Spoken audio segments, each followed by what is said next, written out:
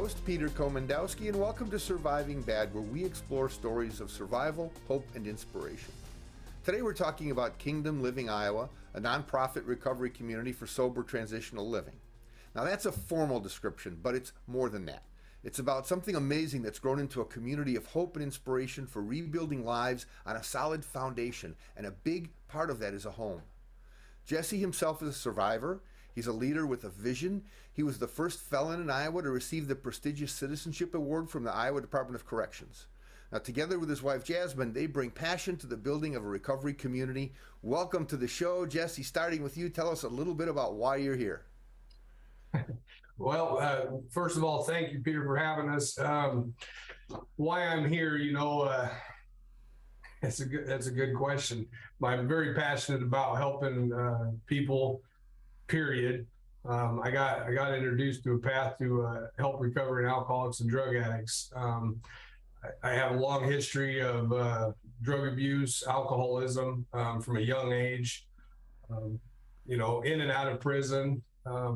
The last time I was in prison was a long stint, and when I got out, I said, I'm done. I don't want to go back. I had no idea what my problem was, that my problem was Jesse, and that I had to figure that out. I thought it was this or that or you or them. And, I got introduced to a 12-step program. I heard this big burly guy say with tattoos all over. He said, this program saved my life.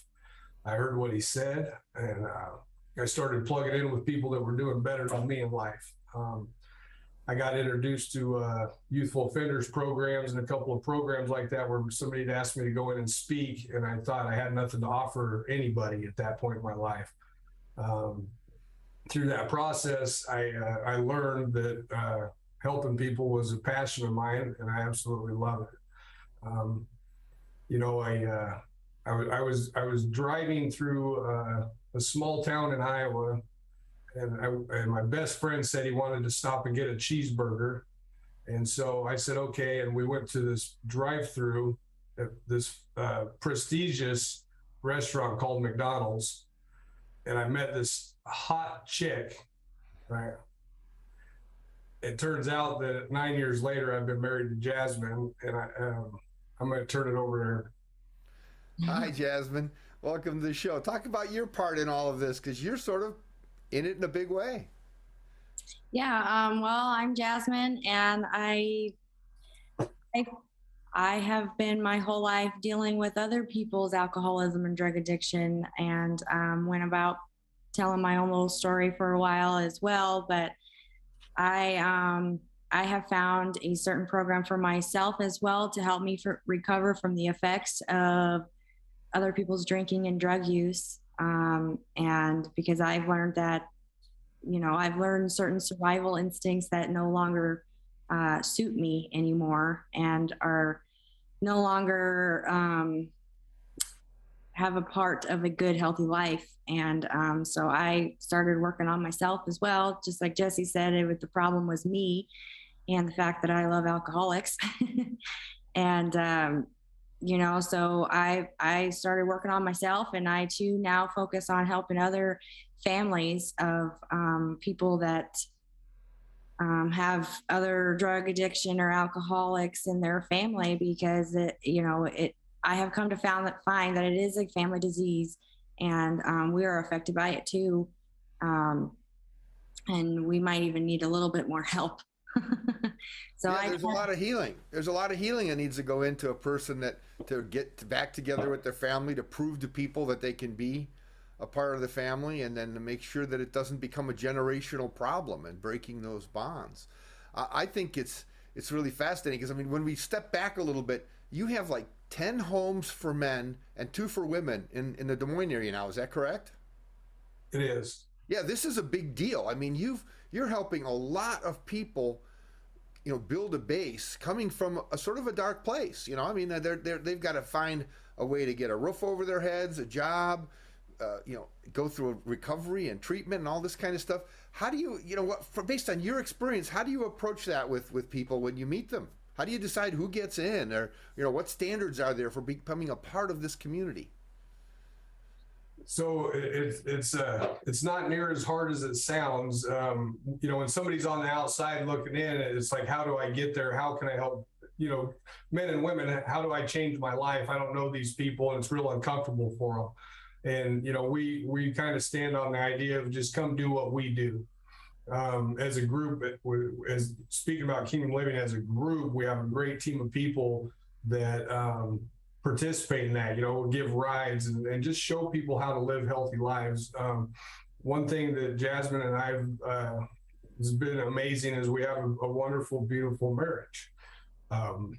We have beautiful children that are raised in this environment. We don't hang out at the bars. We don't, and we just don't do those things. So my kids aren't subject to this stuff at this point in their life, and they're going to be well educated by the time they're teenagers on what to do. And we try and portray that into our homes with our men and women. Like, this is how we live our lives. We have transparency and communication amongst each other and with you and everybody else. Therefore, there's no problems that can arise. There's nothing we can't handle head on together as a team. That's a great point. We're going to take a short break. When we come back, we're going to continue our conversation with Jesse and Jasmine. Stay tuned. You don't want to miss this.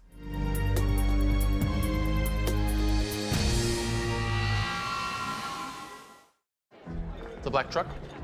Hey, Christina from accounting. Yeah, hi. Hey, I used to date a girl named Christina. Oh, really? Yeah, and then she dumped me for my best friend. You want to see some photos of them that I took? I don't. I thought we talked about this, buddy. Buzz and overshared again? Yeah. Yeah. I'm gonna call a car. That's a smart idea. So yeah, I know, that's why I did it. Hey, you're gonna get back to the top of the mountain. Does that mean I'm gonna get back with Christina? No. Oh. No. Every second, 127 new devices connect to the internet. You can feel it happening. Our digital world expanding with every breath. We're entering a whole new era of connectivity, and MediaCom will be ready to power it with one of the nation's first 10G platforms. We'll be bringing you more speed, more capacity, more security, and the power to do more than you ever dreamed possible.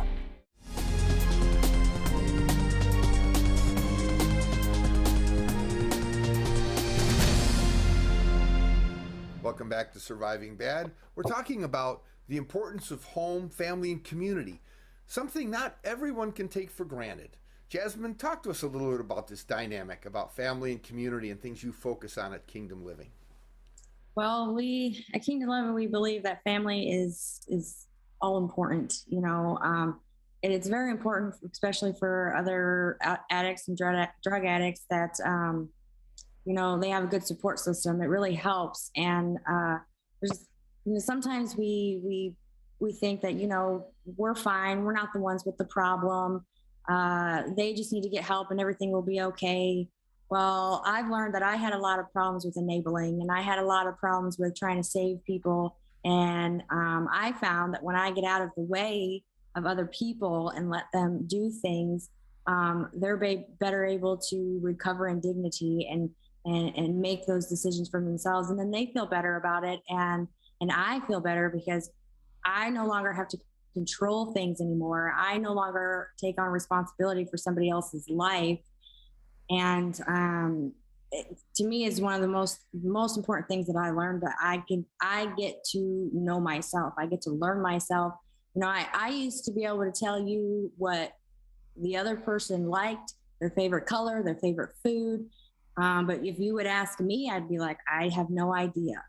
And, that was one of the biggest things that I learned. And it's really important for families to know that, we may not even know that we've been affected by people, places, and things. And we need recovery from that too. And I'm so blessed that I was able to find a recovery program for myself as well, that coincides with, the alcoholics and addicts in my life as well.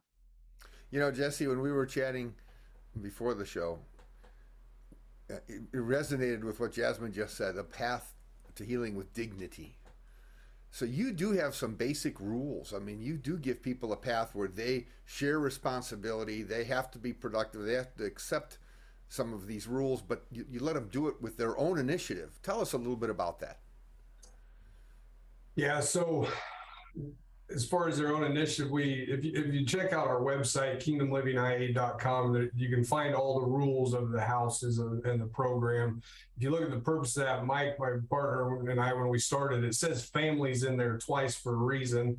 As far as the rules go, I guess the old saying is we give everybody enough rope to hang themselves. It's like you have enough to go and make your own choice. We don't want to push something down anybody's throat. We want to make it so attractive that they want to come and hang out, that they want to be a part of it, and then when they go, I want my relationship to Jasmine look so wonderful that when another couple sees us that's going through something in their lives, they can say, hey, we can have that, because it's not always been this way. I love what Jasmine said about the family. I tortured my mother for years, over and over, and she would always say the same thing. Why don't you just stop? Why don't you quit? But she had no idea what that looked like, and today we do have an idea of what that looks like. One really cool thing that Mike has been putting together is a clubhouse that we have, and we want it to be a safe community center here in Des Moines. It's on the corner of Southwest 9th and Watrous. We just got everything approved on that, and we're going to have a clubhouse where families can come and hang out, where kids can come and hang out in a safe environment, shoot pool, play a video game, do something like that without the use of drugs or alcohol, a safe place for them to hang out. As far as the dynamics of the house and what they do, we set out suggestions for people. Here's how we've been successful in our lives. And when I say successful, I'm not talking about, I grew up in not poverty, but dang near, and I'm not talking about the money. I'm talking about the peace and the serenity that you find in your heart and true friendships of people that don't want anything from you other than for you to be happy, joyous, and free in your life. And so, it all kind of goes hand in hand. I presume people have to work, so they get out in the outside community and they have standards for behavior and honor system. But it's also got to be tough. You're talking about sometimes this is the first place they're looking for a roof over their heads that gives them some chance of security with a sense of community different than the one that led them down the bad path. And you've got 12 houses going. This seems like a full-time job plus, just to keep all the people and personalities together. Yet when you were talking about it, you said that people contribute, that the people living there are a big part of building the sense of community. They're not just being served, they're also serving as well. How does that work? So we're tight on it. We give everybody 1 week to get a job. If they don't have a job, we point them in the direction of an employer that can help them. And it might not be the most desirable job, but they can get employment, and then move on from there. So we want to give people 6 days a week. We're all busy. 6 days a week, everybody's doing something, and it's done. And Michael say, I did that intentionally. and the reason is because, idle hands, we have problems, I don't want to sit in a bedroom in a dark room by myself at night and think. I'd rather hang out with somebody else. And so, and I really like what you said, Peter. It is hard and it is scary. And when people are coming into a house or just trying to get into recovery, period, even if they're not in the house, we have our hands open to them. And it's scary. They've never done this before. You got all this fear and humility that you have to face, and the anxiety. Not only do alcoholics and drug addicts have a disease going on with that, there's mental health issues that have never been addressed, trauma that's never been addressed, and so once we're able to get sobered up a little bit, we can figure out, okay, how do I address this grief? How do I address this trauma that I went through and do it? And Jasmine can talk about that a little bit, because it's on both sides of the coin there. But that's a great point. Well, we're going to take a short break, and then afterwards we're going to ask you both to share some stories about the kind of transformation a stable home can bring to a person's life. Stay tuned. We'll see you all after the break.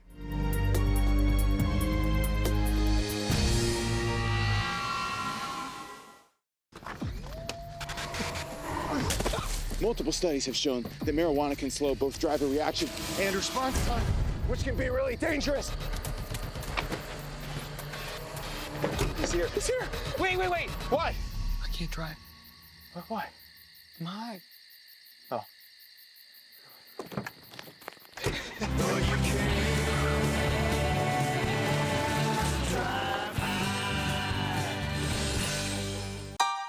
Every second, 127 new devices connect to the internet. You can feel it happening. Our digital world expanding with every breath. We're entering a whole new era of connectivity, and MediaCom will be ready to power it with one of the nation's first 10G platforms. We'll be bringing you more speed, more capacity, more security, and the power to do more than you ever dreamed possible.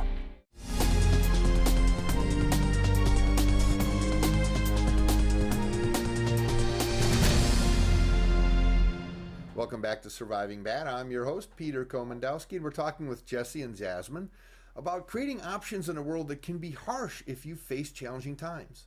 Fighting stigma and a lack of resources is a challenge Jesse and Jasmine know how to face. Jesse, you've got some ideas down. You know that people need help, and you work on it. What are some of the biggest needs people have when they come to one of your homes?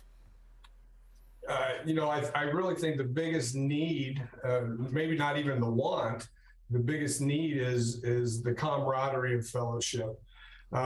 Because, everybody needs a phone, everybody needs a driver's license, they need a job, they need to see their kids and their families and that stuff. But the biggest need is the camaraderie of the fellowship, and then get diving into the meat and potatoes of what's going on with their recovery. How are they gonna change? And a lot of times what happens is people they come into a house, they have nothing, and they want everything all at once, just like everybody always does, and as what happens is they lose track of what they wanted when they came to the house. What did they want when they were sitting that dark, desolate time in their life that said, hey, I want to change? They forget that, because now the girl's there, or now the kid is there, or this job's paying me so much money.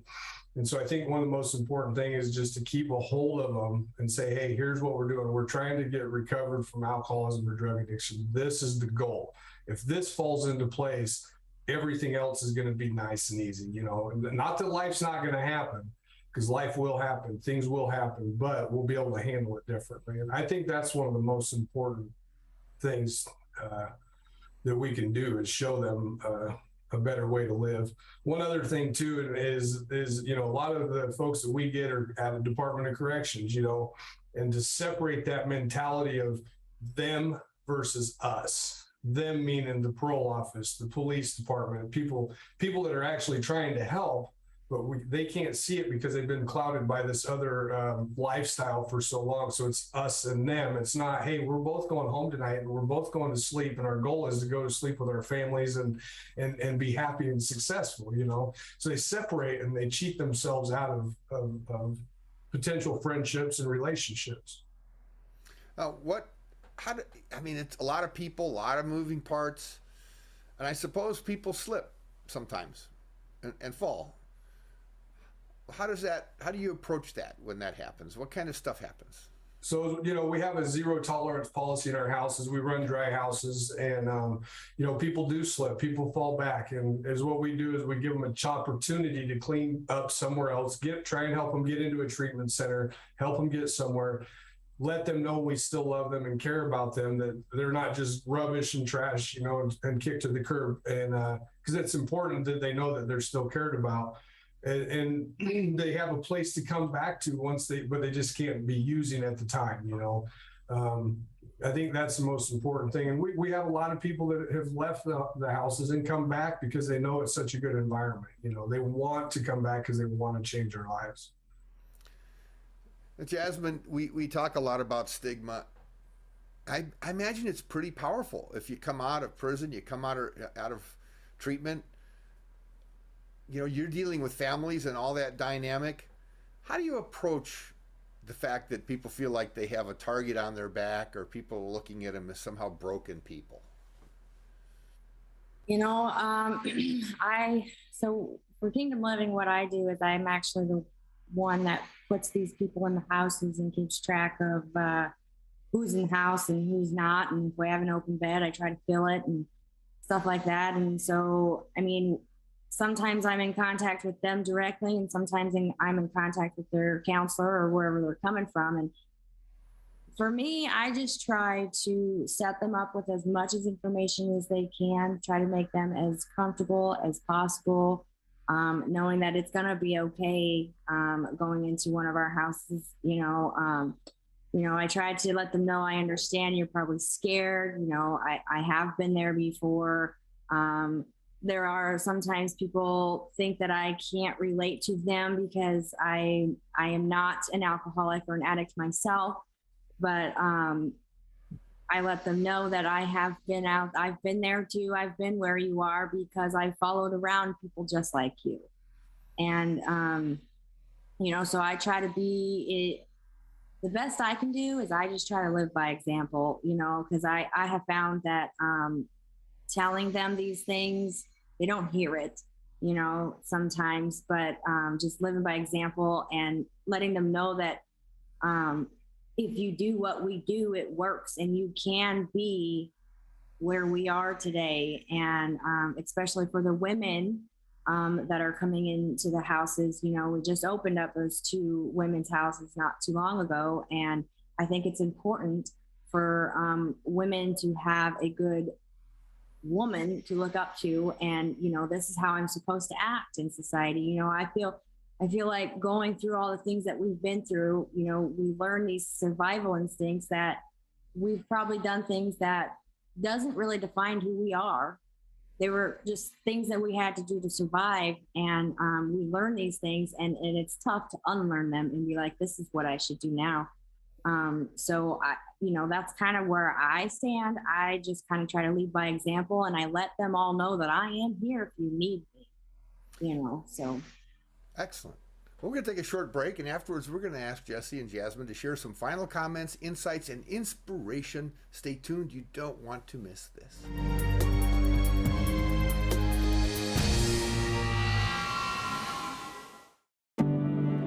Today, more than ever, you need fast, reliable internet. At MediaCom, we want you to know you can count on us. Our fiber-powered 100% gigabit technology network was built for the future. We have enormous capacity and power and 99.99% network reliability. So even though these are uncertain times, we're prepared. And you can be certain we'll keep your world connected.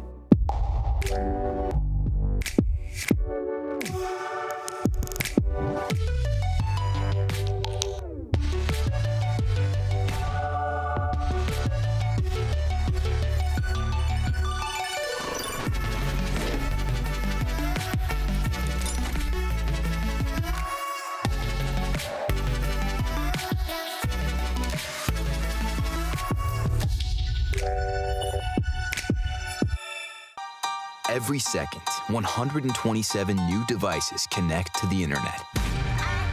You can feel it happening, our digital world expanding with every breath. We're entering a whole new era of connectivity, and MediaCom will be ready to power it with one of the nation's first 10G platforms. We'll be bringing you more speed, more capacity, more security, and the power to do more than you ever dreamed possible.